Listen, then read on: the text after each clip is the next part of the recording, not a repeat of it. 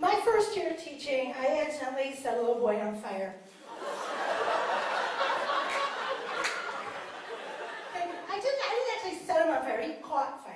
Is more accurate. What it was, let me back up. This was 1981. I taught 7th grade science to like firecracking, throwing little doofy kids. And, you know, I had the right philosophy. I knew that kids could achieve. And I had the right theories that you had to keep them engaged. You had to do hands-on science.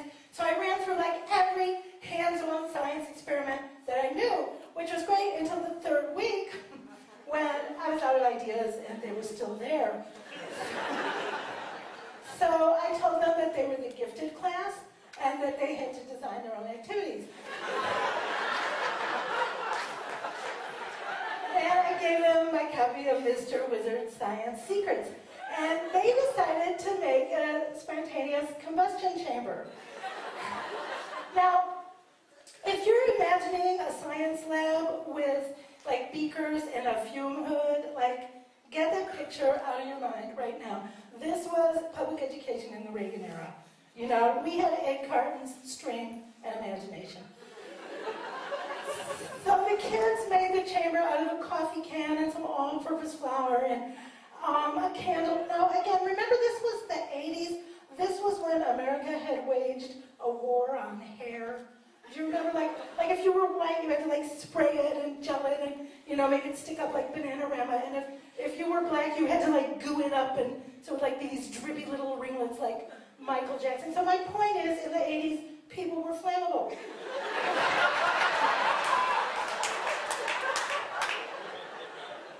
So little Robert Rydell, you know, comes up, he's got this chair, he blows through the tube, and what was supposed to happen was the lid was supposed to pop off and, you know, a lot of noise, yay, fun, science. But what did happen was like a lick of flame, like, shot out and it touched it, and he, like, went up, you know, like an oily rag on a stick, you know, like he looked like the townspeople in the monster movies with the torches and so I was like, they didn't cover this in N315, you know. So I'm like running around, like banging it out and bang. And the good thing was it was actually a very low temperature fire. Like Robert didn't even know he was on fire. He was just like, because, you know, I looked up later, like the flash point of like Jerry curl goo is like 58 degrees. I mean, like it's a wonder people weren't just like bursting into flames on like crisp autumn mornings.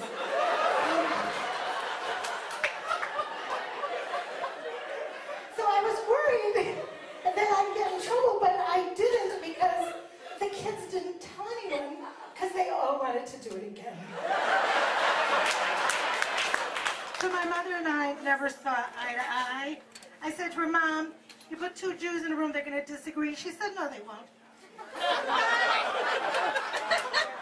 Mom did not overthink things. Her parenting rules were very simple. Stand up straight, brush your teeth, don't let boys go all the way. That's it, that's everything you need to know. Go be in the world. She was done, she didn't overthink things. Mom was a 1st grade teacher, which she loved teaching, which was a little weird because she really didn't like kids. But what she liked was going on strike. She loved it. She was actually the district. She was the strike coordinator for her district. And, you know, so she was like a rabble rouser. She was like, you know, go workers. But she was also a nice Jewish lady. So her picket lines were catered. Which was embarrassing to me as a kid, because we'd get the calls from like the union officials, and they'd be like, Maxine, you are not supposed to use the strike fund for chocolate croissants and chopped liver in the shape of a swan.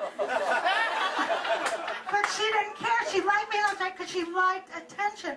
And that was really the tension in our relationship, because she had to be the center of attention, and it was hard for me to get any attention, which is why I'm here right now.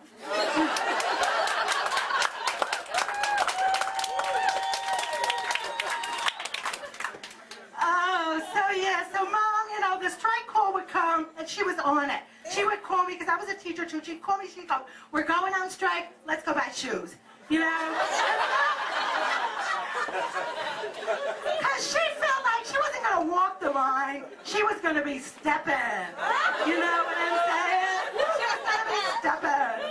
And she loved the attention because she knew if she was on strike, she could be on TV. Because she knew how to manipulate the TV people. She was telegenic. And what she would do, she would dress up. She'd always wear this red hat with this big brim, you know? And she knew how to talk in pithy sound bites because, like I said, she didn't overthink things. She didn't overthink things. So she had this big red hat. So the TV cameras, they put the mic in her face, and they go, "Why are you on strike, Miss Feinberg?" And she go, "A promise is a promise." She didn't get into the minutia, you know. And sure enough, you'd open the Tribune the next morning, and there would be the headline, "A promise is a promise. Maxine Feinberg, District 17. So I had trouble forging an identity, so I decided to be an academic because that was the opposite of my mother. I could make a career out of overthinking things. And I present, you know, a paper I wrote was accepted as at a conference, and I was in graduate school, big deal, and I was going to go to this conference, and I was going to be cool, and I was going to be academic, and the conference was in Chicago, where we're from. So my mother said, "Oh, I'm coming," and I'm like, "Mom, you can't just come to the conference." She goes, "Oh, yes, I can." And I'm inviting your Aunt Gloria, my cousin Shirley, Auntie Nettie, Sylvia from the old neighborhood. We're going to this conference. We're going to go see your thing. I was like, oh my God. You know, because I'm trying to impress these academics. I want to be different from my mother, as different as I can be. So I go to this conference and I'm going to do my presentation and I'm looking over at this sea of, like, you know, scrawny graduate students in their, you know, hipster black t-shirts and assistant professors trying to get tenure, and everybody's cool and everybody's edgy, and here comes my mother and my Auntie Natalie and my cousin Shirley, and they're all wearing these, like, Calvin Klein running suits, you know, in lime green and hot pink. It's like this sea of peacocks in this, like, field of black and denim, and I'm like, so did I start my presentation? Do you think she sat quietly? No, she did not. She's yelling out her opinions of post-structuralism, which she knows nothing about. But she doesn't overthink it, you know? I'm talking about cultural relativism, and she's like, relativism, schmalatism. There's right and there's wrong.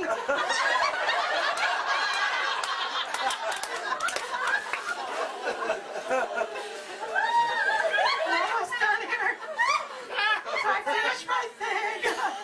And there's a hand raised. And I go, "Yes, sir." And he goes, "I'd like to ask your mother a question." Okay, I didn't see it coming. You know, didn't see it coming because I didn't marry a bad boy. You know what I'm saying? I married a professor. You know, I made that trade-off that we make in our 20s where you, like, give up the idea of ever having fun again, and in return, you have, like, stability in a Toyota Prius, you know? But that's not how it played out, you know? So I had to go see him, like, where he is now, actually, which is at the Federal Detention Center at 7th and Arch. You guys know that building? Which I think is kind of ironic to have a detention center there because it's like Northern Liberties, but without the liberty. So he's there, and it's hard to get in. You have to be processed. It takes about a month. And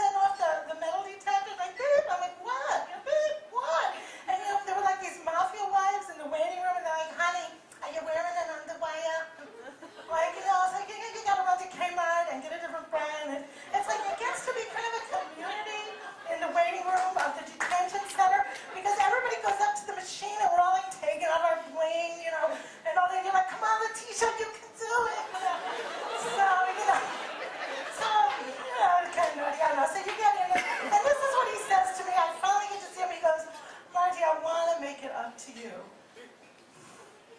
How do you make that up to somebody, you know? That you were trying to have sex with a teenager, like, what are you going to do, like, bang an old lady and split the difference?